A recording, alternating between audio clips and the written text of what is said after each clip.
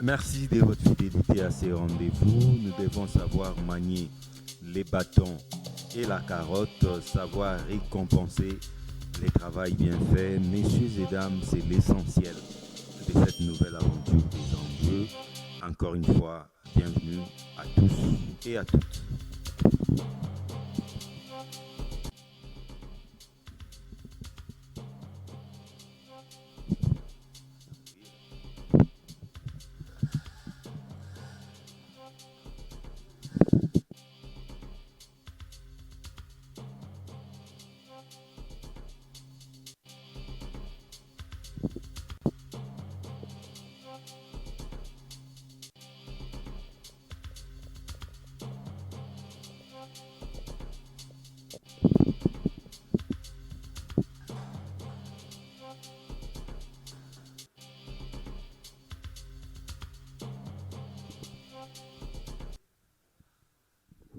Fidèles à nos rituels, découvrons à présent notre invité du jour, c'est Eche Homo.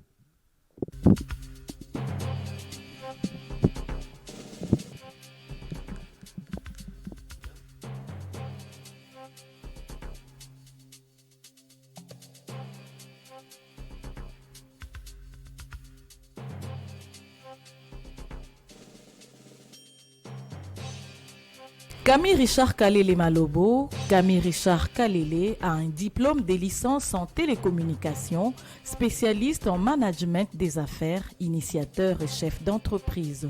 Camille Richard Kalele est secrétaire général honoraire du Parti travailliste.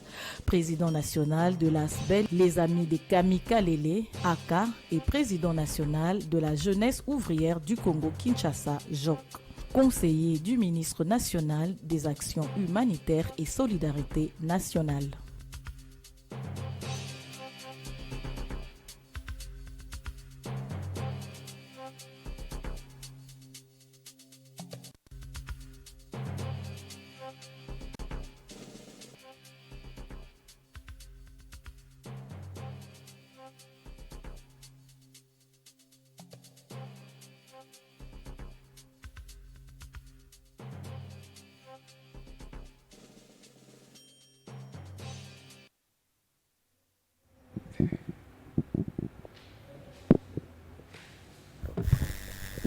Camille Richard Kalele. Merci John et merci aux téléspectateurs qui sont disposés à nous suivre. Très bien, comme un charme. La génération Congo Nouveau, Très très bien. Nous sommes en pleine fièvre de la soirée Trophée Afrique Paradis. Ça se passe bien. je crois que vous êtes déjà dedans. Mais sinon, la génération Congo Nouveau, ça va? Ça va, tout se passe très bien, comme j'ai dit, vraiment comme un charme. Vous savez, quand on est passionné de quelque chose, et on le fait avec dextérité, tout se passe très bien. Génération Congo Nouveau GSM organise un grand événement, hein? Trophée Afrique Paradis. Où est-ce que nous en sommes? Tout se passe tel qu'est prévu. On est sur les travaux depuis plusieurs mois. Comme vous savez, la génération Congo Nouveau est venue avec une recette spéciale. Par la manière de fonctionner, par la manière de faire les choses, nous sommes totalement différents de ce qui a existé par le passé. C'est d'ailleurs la raison pour laquelle plusieurs SBL viennent se muer en GCN, parce qu'ils ont trouvé en nous une façon nouvelle de faire les choses. Donc tout se passe bien. C'est pas facile, c'est une première édition. Il est tout à fait normal que nous puissions rencontrer des difficultés, mais cela ne nous dérange pas, cela n'empêche pas l'organisation. C'est pourquoi j'insiste que tout se passe bien. Ces difficultés sont de quelle nature? Les difficultés sont de plusieurs natures, hein. Notamment, vous savez, il faut approcher les personnes sélectionnées pour être nominées. c'est pas facile, nous ne connaissons pas toutes les adresses. Il faut déployer des gens sur terrain pour aller chercher à les rencontrer. Quand vous les trouvez, leur parler de ce que c'est la GCN et leur parler de la vision Trophée Afrique Paradis. Ce n'est toujours pas facile de faire cet exercice-là. Au vu du nombre des nominés ou des personnes sélectionnées quant à ceux. Et puis, en dehors de ça, vous savez, avec les embouteillages de Kinshasa, avec les difficultés de déplacement en province, ce n'est pas du tout facile. Et comme vous savez, les trophées panafricains, donc on n'est pas seulement sur Kinshasa, nous sommes sur d'autres pays africains également. Et quand vous ajoutez les réalités liées à la logistique, il faut très bien faire des choses, quoique c'est la première édition, mais il faut déjà bien la commencer pour donner quand même un sens à ce qui va arriver par la suite. Donc c'est un peu ça, les différentes difficultés que nous avons de manière générale. Surmontable, justement, c'est pourquoi je vous dis que ça se passe bien.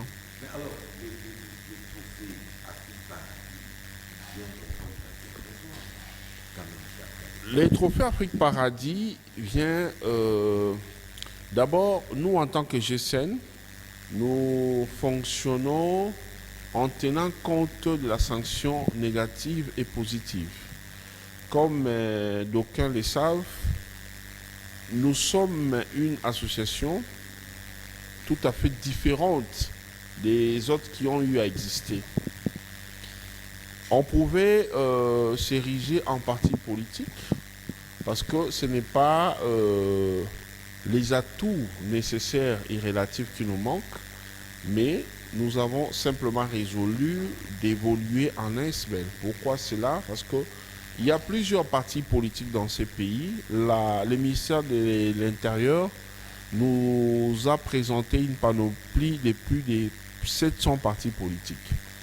Alors, ça, ce sont des partis politiques en ordre avec l'État. Mais il y en a plusieurs qui sont dans les têtes de leurs initiateurs. Il y en a plusieurs qui sont dans des mallettes de leurs initiateurs avec des statuts et ils se font passer pour étant des partis, des présidents de partis. Donc si on veut tenir compte de tous ces ambitieux-là, nous dirons qu'en RDC, on a plus de 10 000 partis politiques. Alors, s'il faut venir aussi en tant que Génération Congo Nouveau, s'ériger en parti politique, nous serons en train de faire la même chose que pourquoi vous vous cachez derrière une sorte d'aspect? Pas du tout, je suis en train d'expliquer. Nous serons, on dirait, en train de faire la même chose que... Pourquoi je dis ça? Parce que quoi que nous serions venus avec notre recette qui est de la GCN, mais avoir affaire à plus de tous ces milliers de partis politiques-là, on allait être étouffé, on n'allait pas être en mesure de faire quoi que ce soit. Et puis vous savez, lorsque vous allez vous présenter comme étant parti politique, ce n'est pas facile d'avoir des gens, même pas des jeunes. Parce que ici au Congo, les gens n'adhèrent pas dans des partis politiques par rapport à l'idéologie. Déjà, beaucoup de partis politiques n'ont pas d'idéologie. Donc les gens y adhèrent parce que c'est les partis de mon oncle, parce que c'est les partis de ma tante, de mon père, ainsi de suite. Alors, c'est ce qui fait que même lorsque les responsables des partis, ces leaders-là, commettent des bévues, détournent l'argent de l'État et font des désordres, ainsi de suite, il suffit qu'on tente les limoger ou qu'on l'interpelle au Parlement pour une motion de censure ou quoi. Vous allez voir sa communauté s'élever et nous ressortissants de tel coin, nous ne voulons pas de son départ, ainsi de suite. Pourquoi? Parce que les gens ne soutiennent pas leurs leaders par rapport aux idéologies. Ils les font par sentiment, par appartenance tribale, ainsi de suite. C'est comme ça qu'on n'évolue pas. C'est comme ça que les pays ne se développent pas. Parce que nous ne sommes là que pour accompagner les individus. Mais si on a décidé de fonctionner ou d'évoluer en tant qu'ASBEL, C'est premièrement parce que nous sommes trop sûrs du message que nous avons, de la recette que nous avons à proposer à la société. Ça, c'est de 1. De 2, grâce à une SBL, nous avons la possibilité d'approcher même les membres des partis politiques. Parce que chez nous, on ne refuse personne. Il y a des membres des partis politiques du pouvoir comme de l'opposition qui viennent chez nous pour recevoir les enseignements. Nous sommes un peu comparables, si je vais donner un exemple, nous sommes un peu comparables à un ministère chrétien. Il y a des ministères chrétiens qui ne prennent des fidèles ou des chrétiens que pour les enseignements. Ils ont leurs églises, mais ils viennent au ministère simplement pour apprendre sur les enseignements spécifiques liés aux réalités spirituelles. Mais ils vaquent librement aux occupations d'église, de leurs églises respectives. C'est la même chose avec nous. Donc nous sommes en train de faire un travail de réformatage, un travail de conscientisation, un travail d'éveil patriotique, un travail de conscientisation de la jeunesse, parce que la jeunesse était jadis, d'ailleurs jusqu'au jour d'aujourd'hui, les politiques véreux continuent à utiliser les jeunes comme étant leurs outils, leurs instruments pour accéder au pouvoir. Enfin, politicien. Lorsqu'il y a opportunité même de faire tuer la jeunesse, les politiques n'hésitent pas de les faire. Lorsqu'ils appellent les jeunes, allez dans la rue, faites ceci, faites cela, ils prennent toujours des dispositions. Vous verrez si jamais les politiques est acculée et que la population parle, non, leader, tu dois aussi venir avec nous sur le terrain. Vous verrez les leaders se faire entourer des gardes. Donc en cas de problème, il est dans le véhicule, il est sécurisé, voilà. Bien sécurisé. Alors, d'autres préfèrent carrément vous marchez à pied, mais lui est sur le véhicule, en train de marcher avec vous. Vous voyez, tout ça là... Qui viennent avec des chipots, ils transportés par des jeunes. Justement, parce que monsieur n'est pas là pour ce qu'il vous dit. Il est là pour donner l'impression à la communauté nationale comme internationale qu'il est fort, qu'il est puissant, et il traîne la foule, et c'est une force en présence. Donc, le pouvoir en place, s'il est de l'opposition, le pouvoir en place doit finalement l'approcher pour des négociations afin de se partager les pouvoirs. Soit, comme ça se fait en Afrique généralement, les élections se font avec tricherie. Il veut donner l'impression d'avoir du monde. Comme ça, quand il va tricher, on dira facilement il a mérité ses résultats parce que c'est un monsieur qui traîne toujours des foules. Il y a plusieurs options. Tout comme aussi quand c'est quelqu'un du pouvoir, pour donner l'impression au chef de l'État qu'il mérite d'avoir toujours un poste et qu'il a des gens, il va se mettre à louer des jeunes. Donc, comme on le fait lorsqu'on a des fêtes, ainsi de suite, vous louez des chaises, vous louez là où il y a des fêtes, même des assiettes, ainsi de suite. C'est comme ça qu'on loue aussi. Donc, il y a vraiment des rubriques. Vous verrez la rubrique location militant. Donc, on loue les militants qui viennent et vous allez vous dire non, celui-là, c'est un grand leader, ainsi de suite. Alors qu'il n'y a rien. Il n'a que sa femme, ses enfants, ses cousins qui sont avec lui en permanence, ou quelques jeunes inconscients qui, par manque à faire, traînent derrière lui, alors que monsieur n'a pas de base réelle. Ça s'est fait ici dans ces pays. Moi, je m'étonne même des fois de voir quelqu'un qui peut quitter son fief électoral naturel. Je ne refuse pas. Un vrai leader doit être national, comme c'est le cas avec le sénateur Denis Kambaye, que j'ai salué en passant. Il a un leader national. Partout, Denis Kambaye passe. Du Kasaï central. Oui, mais partout il passe, vous voyez que Denis Kambaye est fort. Il a des jeunes toujours. Il y a des gens qui croient en lui et qui lui courent derrière. J'étais étonné de les voir même dernièrement dans les Congo central. Alors, des leaders comme ça, il y en a. Mais par contre, d'autres, il peut être leader vers la province, mais pour donner l'impression ici qu'il est fort, il envoie un peu de moyens pour motiver des jeunes. Alors, il quitte un coin X, il importe la population pour aller faire des meetings dans un autre coin. Question d'aller provoquer les leaders de là. Tout ça là pour créer du buzz, faire un peu du show, donner l'impression qu'il est aussi quelqu'un. Donc, des choses comme ça, c'est toujours dans les cas de manipuler la population, de manipuler la jeunesse. Alors la jeunesse ne comprend pas ça. La jeunesse se laisse faire. C'est pourquoi il fallait faire un travail de fond, de conscientisation pour montrer, non, vous n'êtes pas des sous-hommes. Celui qui vous appelle à aller dans la rue est un être humain comme vous. Vous l'êtes à part entière également. Alors il faut éviter, il faut éviter de vous faire sous-traiter par celui-là. C'est comme ça que la génération Congo Nouveau est en train de se battre pour conscientiser. Alors, comme on ne sait pas les faire, sans donner une occupation à ces jeunes, nous avons levé l'option de commencer à les former, à les renforcer en capacité. John, vous serez d'accord avec moi aujourd'hui que c'est chaque fin d'année académique qu'on a plusieurs finalistes sur les marchés d'emploi qui ne trouvent pas d'emploi. Oui, je suis conscient qu'il y a un sérieux problème, il y a carence d'emploi dans ces pays. Ouais. Mais pour d'autres, si vous suivez bien, ils peuvent avoir de l'opportunité, soit par canal de ses parents, de son oncle, de sa tante, et ainsi de suite. Mais monsieur est incapable d'être embauché. Pourquoi? Parce qu'il peut avoir de la matière, mais il ne sait pas avec quelle langue véhiculer ses idées. Il ne sait pas comment se comporter, comment il faut s'exprimer pour défendre la matière qu'il a. Il est spécialiste, je ne sais pas, en économie, en droit, mais vous entendez ce que la personne sort de sa bouche, un licencié, vous regrettez. Tout ça pourquoi? Parce qu'il ne sait pas s'exprimer en français. Le français n'est pas notre langue, l'anglais non plus. Mais du moment où c'est placé dans la société comme étant outil de travail, c'est important de les maîtriser et de bien les parler. C'est comme ça que nous, pour aider la jeunesse, nous avons mis en place des centres de formation gratuites où nous renforçons les jeunes en capacité à apprendre l'anglais, les français. On les fait spécialement pendant 6 mois pour permettre aux jeunes d'apprendre l'anglais et les français.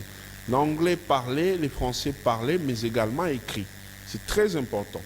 Et vous voyez que lorsque la formation se passe, vous découvrez vraiment qu'il y avait beaucoup de lacunes. Il y a des jeunes, ils ne savaient pas comment on écrit ça, il entend parler, mais il ne sait pas comment écrire. Tout comme aussi, ceux qui ne parlaient pas, vous vous dites, non, il est naturellement timide. Alors qu'il n'est pas timide, il ne veut pas parler parce qu'il a peur des gaffes. Alors, des cas comme ça, on en a connu plusieurs. Dieu merci, avec notre initiative, il y a eu de l'amélioration.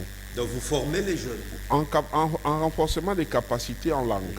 En dehors de ça, il y a aussi nos 4 langues nationales. C'est important, je suis congolais, je suis un national. Je ne peux pas être limité à ma langue si c'est les Kikongo, les Swahili, les Tchoulouba. Non, je dois parler toutes les langues de chez moi, les 4 langues nationales. En parlant ça, ça me donne la possibilité. Moi, je connais des gens dans ces pays qui vivent, qui nourrissent leur famille, tout simplement parce qu'ils jouent l'interprète quelque part. Et grâce à ça, il a un petit emploi. Il y a des ambassades dans ces pays qui embauchent des gens tout simplement pour interpréter en Swahili, en Tchoulouba, en Lingala, ainsi de suite. L'ambassadeur a besoin d'avoir quelqu'un qui sait l'aider à comprendre toutes ces langues-là. Tu peux avoir un boulot, tu gagnes 500, 1000 $ par mois pour nourrir ta famille. Alors, en dehors de ça, ça te donne la connaissance, ça te donne la facilité de mouvoir librement dans ton pays, mais en même temps, ça combat le tribalisme. Parce que dans ces pays, le tribalisme était en train de monter en puissance tel que, encore un peu, les gens allaient commencer à s'entretuer. Mais si tu es capable de parler les 4 langues, tu sais facilement aller dans les 4 espaces linguistiques de ton pays et t'exprimer correctement avec tes concitoyens qui sont là-bas. Tu seras dans la confusion, les gens seront confus là-bas, ils ne sauront pas t'attaquer, non, il est du Bandundu, il est Mukongo, il est Muluba, parce que tu seras à même de t'exprimer correctement. Vous voyez? Donc ce sont des choses qu'on a mises en place. En dehors de ça, il y a l'informatique. Nous permettons aux jeunes gratuitement de l'apprendre. Et puis, il y a aussi les cours de droit de l'homme. Les cours de droit de l'homme, si aujourd'hui les jeunes se font facilement manipuler, c'est parce qu'ils sont ignorants de leurs droits et devoirs. À la génération Congo Nouveau, nous aidons les jeunes à apprendre leurs droits et devoirs, à bien les maîtriser. Et nous nous basons sur l'interprétation, spécialement sur l'interprétation de la Constitution. Donc nous expliquons la Constitution du 1er au 229e article. Les jeunes ne savent pas ce que c'est la Constitution. Ils pensent que c'est seulement pour les politiciens. Non, c'est pour tous les Congolais. Grâce à la Constitution, la GESEN a appris aux jeunes qu'on doit signer une pétition conformément à l'article 27 qui nous donne ce droit, mais aussi utiliser notre droit dans l'article 48 qui consacre ces droits-là de pouvoir accéder à l'eau et à l'électricité dont la SNEL et la Régie des eaux nous privent. Alors si on connaît ce droit, on peut revendiquer sans problème, sans avoir crainte d'être interpellé par qui que ce soit, parce que c'est constitutionnel. Vous voyez? Donc grâce à la connaissance, on peut faire beaucoup de choses. On parle de notre pays, des richesses que nous avons, mais beaucoup de gens ne maîtrisent même pas la superficie de notre pays. Alors là, nous revenons aussi sur l'histoire. À part la géographie, il y a aussi l'histoire de la République démocratique du Congo, de l'Afrique, qui est enseignée chez nous à la génération Congo Nouveau. Ça permet aux gens de savoir, si je dois défendre mon pays, je dois défendre ça par rapport à ça. Parce que quand nous étions à l'école normalement, plusieurs jeunes négligeaient les études, ils ne savaient pas être concentrés. Mais une fois adulte, il prend conscience, il s'est dit non, je dois bien suivre ces cours, comprendre les richesses de mon pays est comment, quelle est sa superficie, et ainsi de suite. Alors tout ça, là, nous le faisons à la génération Congo. En dehors... Ça se passe gratuitement. Gratuitement, je dis bien. Aucun sou. Aucun sou. Il est vrai que la structure paye les enseignants qui socialisent ces apprenants, mais les apprenants ne payent rien, c'est vérifiable. Alors en dehors de ça, il y a aussi d'autres formations spécifiques liées par exemple à des histoires d'esthétique, des histoires de manicure, pédicure dont les dames font. Il y a rien sur la cuisine. Il y a les cours aussi de la cuisine où on apprend aux gens comment il faut préparer, ainsi de suite. Donc, il y a des gens qui sont spécialisés dans ça.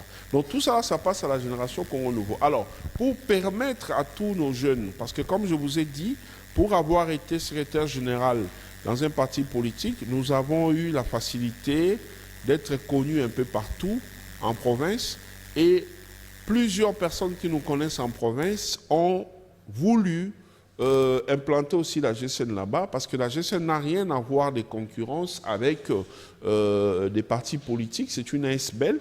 Donc nous sommes dans les 26 provinces implantées, et partout là-bas, presque partout, il y a encore 8 provinces qui n'ont pas encore débuté avec les cours, mais dans les restes, il y a les cours qui se donnent dans les mêmes conditions qu'à Kinshasa. Et ici à Kinshasa, nous sommes à Funa, à Lukunga, à Moamba et à Tchangu. On a mis des centres là-bas gratuitement où les gens apprennent tout ce que j'ai expliqué ici. Donc c'est pour dire que nous occupons les jeunes. Au lieu de les laisser désœuvrer, comme c'est le cas avec des partis politiques, nous nous occupons les jeunes, nous les conscientisons. C'est bien, John, de donner aux jeunes 10 000 francs, 20 000 francs, mais c'est mieux de les aider à comprendre leurs droits et devoirs, de les aider à être des messieurs dans la société. Parce qu'une fois qu'on est conscient, on maîtrise ses droits et devoirs, les politiques auront finalement le verrou difficile à vous convaincre de prendre même 10 000 francs pour aller marcher. Parce que là, il y a maintenant, cette fois-là, un peu de la personnalité qui va jouer en vous. Et grâce à cela, vous ne serez pas facilement influençable et manipulable. Donc tout ça, là, c'est notre sanction.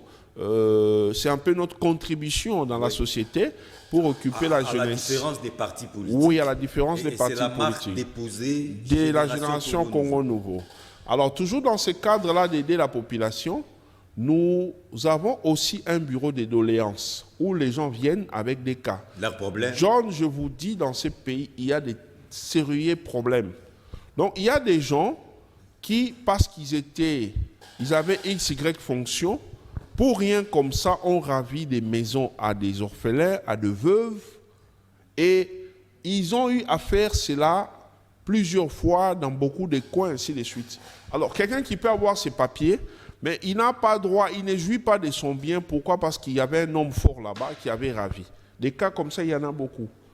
À la prison de Makala ici, comme en Ndolo, il y a des cas des gens, il est là, il n'a jamais eu à passer devant son juge naturel. On l'a abandonné, on l'a oublié en prison ou dans des parquets, dans des cachots de parquet. Alors, des cas comme ça, quand on en a, les avocats qui travaillent avec nous prennent le temps de vérifier. S'ils vérifient, ils trouvent que c'est vraiment ça, et ils nous donnent la force de pouvoir agir. C'est pourquoi nous avons des programmes télévisés sur certaines chaînes de télévision où nous passons tous les jours pour dénoncer toutes ces anti-valeurs, tous ces mots qu'il y a dans les chefs des plusieurs autorités de ces pays, surtout les autorités du régime passé. Alors, nous dénonçons cela, nous parlons. Quand il y a des preuves, nous citons même les noms des concernés pour les décourager, pour les dissuader à continuer à faire ça. Donc ça, il s'agit d'une sanction négative que nous infligeons, les bâtons, à tout le véreux, à tous les praticiens d'antivaleurs. Les bâtons et la carotte. Voilà. Donc c'est un peu ça en gros pour ne pas épuiser tout le temps avec la sanction négative. Alors pour revenir maintenant au trophée, cette fois-ci c'est la sanction positive, n'est-ce pas? Les grandes dates sont déjà connues, les lieux, parce que nous sommes à quelques jours, à quelques 2 semaines de ces grands événements. Justement, John, comme vous l'avez si bien dit, les mondes marchent de manière bipolaire. Il y a toujours les côtés positifs et négatifs. Nous avons l'homme, nous avons la femme. Alors, on ne peut pas parler de la négative sans parler de la positive. Aujourd'hui, beaucoup de jeunes se sont inspirés des praticiens d'anti-valeurs. C'est pourquoi ils ont négligé les études. C'est pourquoi certains sont entrés dans la vie des Koulouna, ainsi de suite. Parce qu'il s'est dit non, celui-là, je l'ai vu évoluer. Il n'a pas fait grand-chose pour devenir ce qu'il est aujourd'hui. Moi, je deviendrai aussi. Voilà. Alors, cette pratique-là a détruit notre société. C'est pourquoi on veut aussi exploiter la sanction positive en encourageant, en reconnaissant, en magnifiant tous les dignes fils du pays, tous les dignes fils d'Afrique, tous les expatriés qui considèrent notre continent ou notre pays comme étant leur second continent ou seconde patrie, tous ces gens-là qui se démarquent dans la société par les sociales, par les emplois pour la population, en faisant des dons de charité vis-à-vis des nécessiteux, tous ces gens, il faut les encourager. Parce que, comme je dis toujours, John, nous sommes créés à l'image de Dieu. Dieu le Père n'aime pas qu'on puisse les rivaliser avec un autre petit Dieu. Dieu aime la gloire. Oui, Dieu aime la gloire. C'est pourquoi l'Église, nous adorons, nous louons. Parce que notre Dieu aime la gloire, il aime l'honneur. Alors, lorsque tu es fait à l'image de Dieu, donc tu es aussi en miniature ce que est Dieu. Alors, par rapport à ça, ça fait du bien lorsque tu poses des bons actes dans la société ou pour la population. Tu vois en retour que cette population, que ce soit les gens qui faisaient partie des bénéficiaires, des gens bénéficiaires de tes largesses ou pas, mais seulement les Congolais, surtout la jeunesse, une jeunesse consciente comme celle de la génération Congo Nouveau, te reconnaître, te glorifier, te magnifier, ça fait du bien.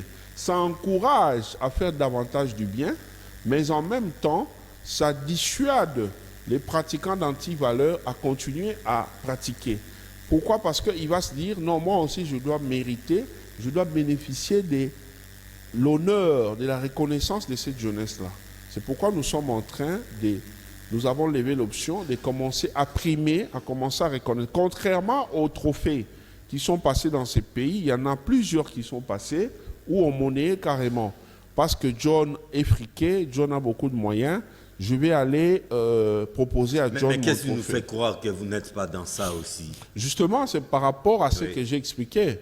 Nous sommes une jeunesse consciente, une jeunesse réformatée, une jeunesse qui est totalement différente de toutes les autres catégories de jeunes. Je vous ai dit l'autre fois quand je suis passé à une émission, Il m'est arrivé à voir au début là des jeunes qui venaient, après la réunion, après avoir échangé, il veut partir, non président, transport. Il y en avait au début là, j'avais des cas comme ça. Mais au moment où je vous parle, il y a des gens qui me demandaient les transports, prêts au transport. Mais aujourd'hui, ce sont eux, des grands fidèles de la GSN. Ils sont là chaque jour. Et tu peux voir comme ça, il vient un matin, président, j'ai apporté des fruits pour mon président. Des papayes, des mangues, ainsi de suite. Il dit, je n'ai rien, mais je pense que les mendiants d'hier commencent même à contribuer pour leur parti. Ça, c'est signé GSN. Vous voyez? Oui. Donc, il y a des cas comme ça qui arrivent. C'est pour dire que nous donnons des enseignements qui transforment l'homme. Nous sommes une machine de transformation positive. Alors, nous méritons l'attention des autorités pour nous accompagner. Alors, comme on n'est pas là pour quémander, courir derrière les autorités, derrière les gens qui ont des moyens, nous commençons avec nos propres moyens. Ce que nous possédons, les moyens du bord, nous les utilisons déjà pour encourager toutes ces personnalités, toutes ces mamans, tous ces papas qui ont, avec leurs moyens, grands ou petits, ils ont aidé les gens, pas avec des calculs politiciens, pas avec espoir de bénéficier des voix lors des élections, mais il y en a plusieurs dans ces pays qui ont investi. Je peux prendre l'exemple pour vous permettre de comprendre un peu et permettre à nos téléspectateurs d'avoir une idée sur ce qu'il y a avec ce que j'ai dit. Je prends un exemple. Moi, d'abord, il y a un principe dans la vie, il ne faut pas penser que quand quelqu'un fait du bien, quand quelqu'un fait du mal, il est seulement mauvais, il ne faut pas regarder son côté positif. Ça, c'est une fausse analyse, ça, c'est une fausse façon de voir les choses. Pour mieux évoluer dans la société, il faut toujours tenir compte du côté positif de la personne. Oui. Je vais prendre un exemple. Il y a des gens dans ces pays, des politiques, ce n'est pas un secret, je peux prendre même l'exemple de Matata Ponyo, qui est actuellement malmené par la justice. Moi, dès lors que quelqu'un n'est pas condamné, je ne peux pas affirmer que la personne est réellement mauvaise par rapport à la chose lui reprochée. Je vois la justice lui courir derrière avec le Sénat. Je vois comment il est un peu malmené actuellement. Mais moi, je regarde ce qu'il a fait dans la société. Qu'est-ce qu'il a fait? Il a fait un investissement socialement responsable. Qu'est-ce qu'il a fait? Matata Ponyo a créé une université. Quelle que soit la source de l'argent, moi, je ne vais pas dans cette polémique-là. Moi, je vois ce qu'il a pondu comme réalisation. Vous oubliez Bukangalunzo. Non, vous fermez les yeux. Je dis ceci, John. Oui. Matata Ponyo n'a jamais été jugé. On ne l'a jamais jugé. Il y a une procédure en cours. Hein? Il y a une procédure. Oui. Jusque-là, il est un présumé innocent.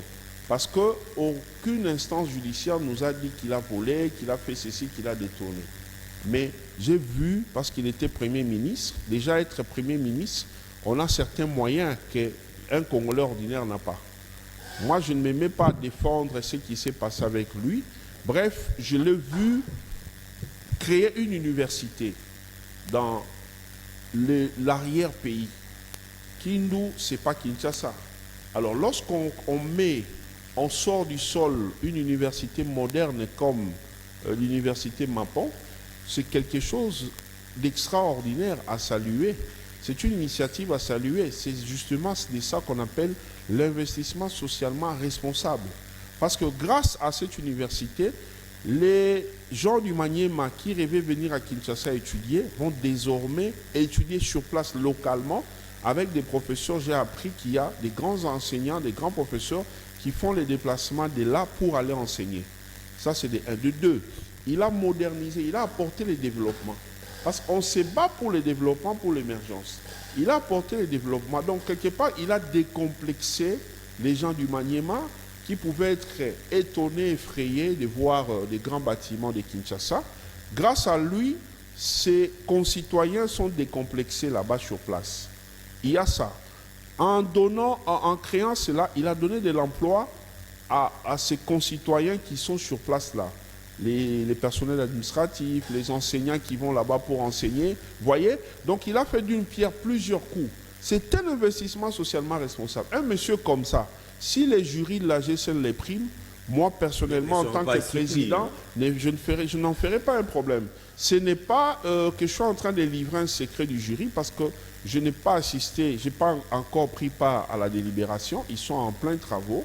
Mais un monsieur comme ça, si on les prime, je trouverais ça normal. Vous voyez, pas en tant qu'ancien Premier ministre, pas en tant que sénateur, mais en tant que promoteur d'université. Je trouverais ça normal. Vous voyez, donc il a fait d'une pierre plusieurs coups pour la socialisation, le développement de nos concitoyens qui sont dans ces coins-là. Et des cas comme ça, il y en a plusieurs. Vous voyez, je peux prendre l'exemple du président Joseph Kabila, le président et notre président en fonction, Félix Tshisekedi Tshilombo. Là c'est l'alternance. Hein, l'alternance. Il s'est passé une situation en Gambie avec Yaya Jammeh et Adama Barrow qui est d'ailleurs élu président. Vous savez, quand Yaya Jammeh avait perdu les élections, Yaya Jammeh, alors qu'il s'apprêtait à partir, Adama Barrow qui fait un discours, son premier discours, il fait un discours de menace, il dit « je vais arrêter ». Yaya Jammeh, il a fait ceci, il a endeuillé les Gambiens, je vais l'arrêter, je vais faire... Alors qu'il n'y avait pas encore remise et reprise. Yaya Jammeh, qui avait encore le contrôle de l'armée et tout ça, il a dit « ah ok, c'est bon, il n'y aura plus de passation civilisée ». Alors, il y a eu des problèmes. Il s'est passé plusieurs semaines. Il y a eu des émissaires de la communauté internationale, de l'Union africaine, qui ont fait des tours et des tours en Gambie pour faire décanter cette situation. Pourquoi? Parce qu'ils ne voulaient pas faire les choses de manière pacifique. Mais chez nous, les rêves tant entendus, tant rêvés, c'est réalisé. C'est devenu une réalité. Aujourd'hui, il y a eu passation. Parce qu'au moment de la passation de pouvoir, il y a des problèmes. Celui qui est élu détient déjà la légitimité, les pouvoirs du peuple. Mais celui qui est en fonction a encore les bâtons. Alors, tous les deux sont importants pour le pays. Si un essaye seulement d'aller dans les côtés négatifs, c'est fini, ça bloque la machine. Mais quand tous les deux acceptent de faire les choses de manière pacifique, c'est quelque chose à saluer. Vous voyez? Alors, des gens comme ça, si les jurys les reconnaissent, les jeunes de la génération Congo Nouveau parviennent à les reconnaître, c'est une bonne chose. Ce n'est pas un péché, ce n'est pas mauvais. Vous voyez? Leurs épouses respectives, nos premières dames, la sortante et celle qui est en fonction, ce sont des gens qui jouent très bien le rôle aux côtés de leur mari. Hein? Vous voyez? Avec tout ce qui se passe, comment ils tiennent, comment ils se comportent, elles se comportent, du côté social et tout ça. Si aujourd'hui il y a un prix, derrière de grands hommes, il y a de grandes dames. Voilà. Donc des choses comme ça, ce sont des exemples que je prends pour dire, nous passons de fois, nous fermons les yeux à des choses qu'il faut soutenir, qu'il faut encourager pour permettre à la société de continuer à évoluer. Il n'y a pas que ça dans la société. Il y a beaucoup de cas. Je peux prendre l'exemple même des entreprises publiques. On a entendu des choses graves ici. Comment il y a eu des détournements dans des entreprises publiques. Mais je peux vous donner un exemple. Parce que dans le cadre des collectes d'informations, on a sillonné pratiquement tous les secteurs. J'ai fait le tour, par exemple, à l'INSS, actuellement SNCS. John, je suis allé découvrir que l'actuel DG qui est là a multiplié de 55% les salaires des gens. Donc tu avais, je ne sais pas, X montant, on multiplie ça fois 55%. Vous voyez? Et on a fait ça pas avec une catégorie d'agents, mais là, nous sommes tous les agents. Je parle de la SNCS. Vous voyez? Il a fait ça avec tous les agents. Les agents sont contents tellement qu'eux-mêmes ont pris une banderole. Ils ont carrément écrit au-dessus agent Bagangi, wow, va supporter comme les petits là qui disaient. Vous voyez? Donc c'est pour montrer que des gens comme ça, il faut l'encourager.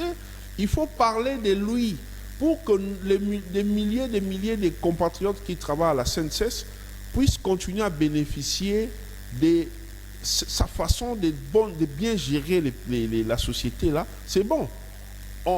Pour la fin de l'année, ils avaient, sous l'époque des dirigeants précédents, on donnait à chacun de... Bon, ça sont des secrets, je ne vais pas trop aller dans ça, mais au moins je suis au courant.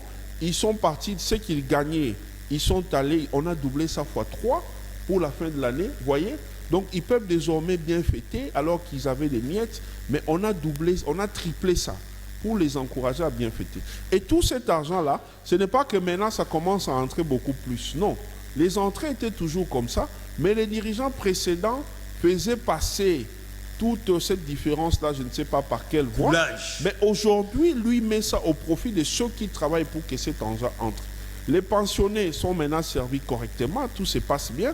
Et il a même levé l'option de chasser, de combattre l'impunité en allant faire des recouvrements à toutes les personnes. Il y a beaucoup d'autorités qui utilisaient avec force et malhonnêtement les maisons de la CNCS.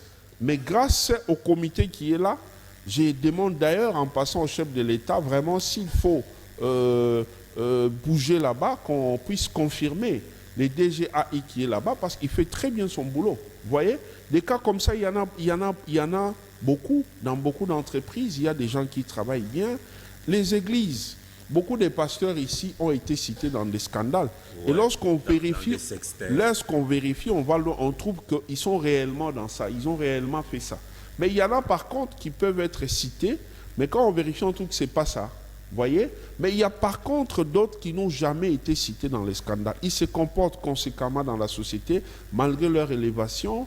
Des immaculés. Il y en a même d'autres qui ont aussi des fonctions officielles, mais qui continuent à être corrects, à être modèles dans la société. Des gens comme ça, il faut les encourager. Alors, donc il y a beaucoup de cas, il y a plusieurs catégories. Quelles sont les dates à retenir et les lieux? Parce que nous atterrissons déjà. Oui, les dates à retenir, l'activité va durer 3 jours, soit du 27 au 29 décembre courant. Nous aurons 3 jours d'activité. Les 2 premiers jours, donc le 27 et le 28, c'est prévu qu'il y ait exposition, conférence. Parce que nous, contrairement aux gens qui ont primé des gens dans ces pays, nous, les gens que nous allons primer, ne vont pas venir être primés et puis disparaître. Non. Ils sont primés parce qu'on considère qu'ils sont des modèles. Malgré les contextes difficiles de la vie en Afrique, de la vie dans notre pays, mais ils se sont démarqués dans la société. Alors, qu'est-ce qu'ils ont fait pour être, comme on dit en lingala, pour être un Elembo? Pour comme un Elembo, qu'est-ce qu'il a fait? Alors, ils doivent partager avec les jeunes qui les ont reconnus de leur expérience, de ce qui a fait qu'ils deviennent ce qu'ils sont. Parce qu'on ne donne que l'homme ne donne que celui qu'il a. Ce que tu n'as pas, tu ne donneras pas aux autres. Donc c'est important que toutes les personnes qui seront primées, selon leur emploi du temps, ils auront l'occasion de parler à notre jeunesse, à les encourager à ne pas désespérer, à continuer à lutter. Et en même temps, lorsque quelqu'un est gestionnaire des affaires d'État, vous l'encouragez, vous lui exprimez votre gratitude, votre reconnaissance par rapport à ses bienfaits. Mais si cette personne a la signature pouvant lui permettre de vous embaucher, il peut davantage embaucher des gens, même en puisant à la GSN, parce qu'il verra les gens qui l'ont reconnu, qui méritent, qui ont les profils qu'il faut pour aller travailler, ils vont aller travailler. Même si c'est une personnalité qui a ses affaires privées, il a des sociétés, il peut prendre des jeunes, il peut les engager, il peut les embaucher. Vous voyez?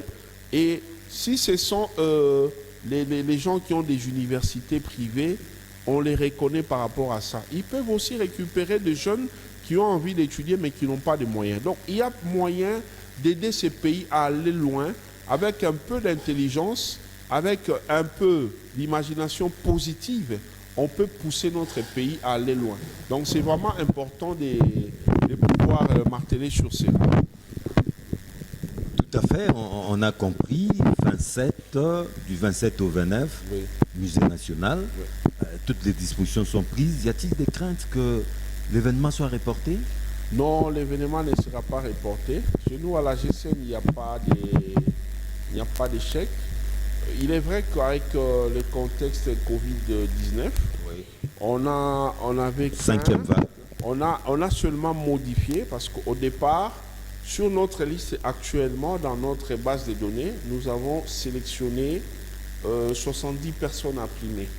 Mais compte tenu du contexte Covid, nous allons d'abord pour cette première édition et spécialement pour les 3 jours d'assises ici, on a sélectionné un échantillon des gens à primer.